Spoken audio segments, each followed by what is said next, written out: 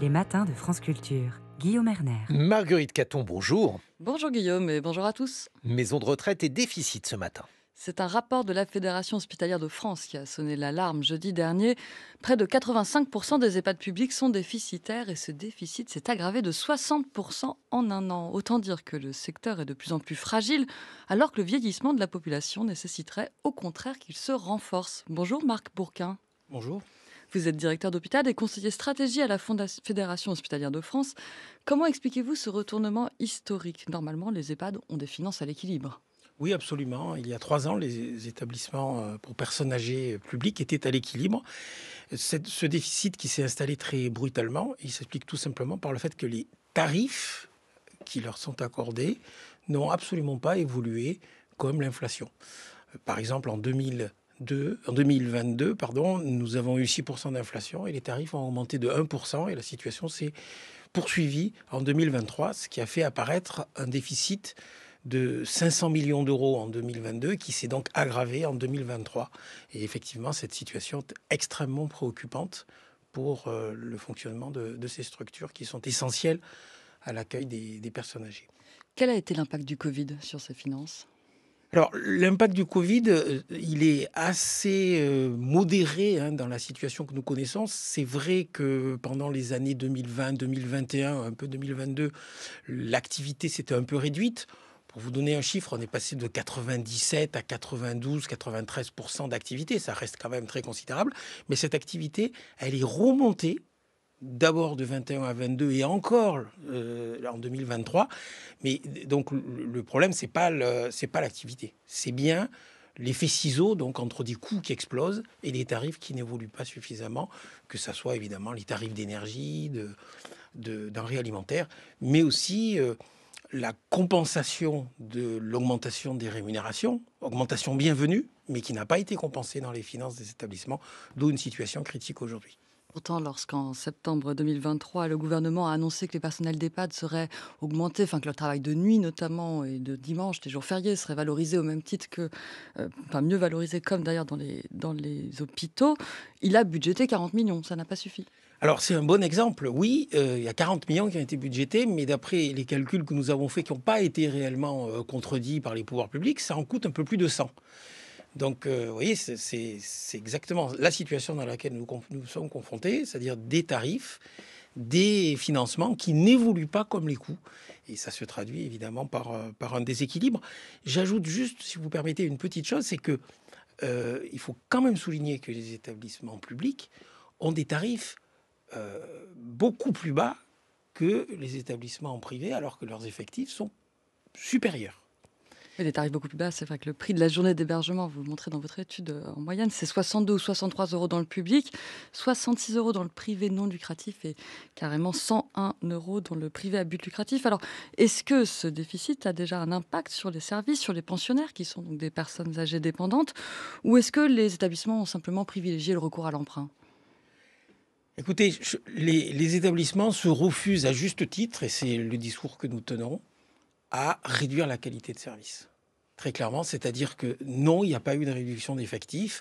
Oui, il y a des efforts permanents pour essayer de gagner quelques marges de manœuvre, par exemple sur les achats ou en gérant mieux ce qui peut l'être.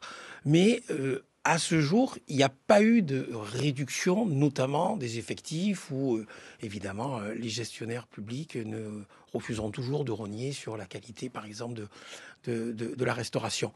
Le risque, effectivement, c'est qu'il y a des charges qui sont reportées, il y a un recours à l'emprunt, à des crédits de trésorerie, mais évidemment, ça n'a qu'un temps. Donc, s'ils ne sont pas refinancés rapidement, quel sera le risque ? La cessation de paiement, le dépôt de bilan, la faillite, en quelque sorte, comme dans le privé, on l'a vu avec le groupe Medicharm fin février. Un EHPAD public, ça n'est pas immortel. C'est une entreprise publique, de service public, mais elle doit équilibrer ses comptes.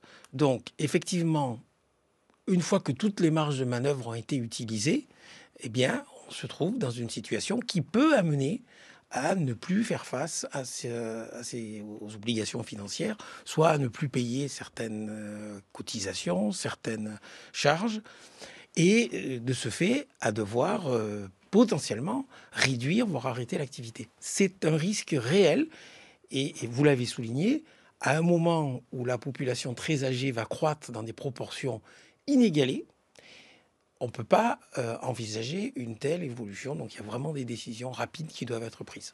Si on rentre un tout petit peu dans le détail du financement des EHPAD, il y a 3 sources de recettes, l'État, les départements, les résidents eux-mêmes. Comment s'articule-t-elle? Qui paye quoi? Alors les résidents payent le gîte et le couvert, hein, c'est-à-dire le tarif hébergement. Quand ils n'en ont pas la possibilité parce que leurs revenus sont trop réduits, ils bénéficient de ce qu'on appelle l'aide sociale du département. Ça, c'est la situation des EHPAD publics ou des EHPAD à but non lucratif. Et puis ensuite, ce qu'on peut qualifier de nursing, hein, de dépenses d'accompagnement, est financé par le département. Et les dépenses de soins sont couvertes par l'assurance autonomie qui donc va couvrir, alors là, pour le coup, sans aucun reste à charge, les dépenses de soins. Et ces 3 variables.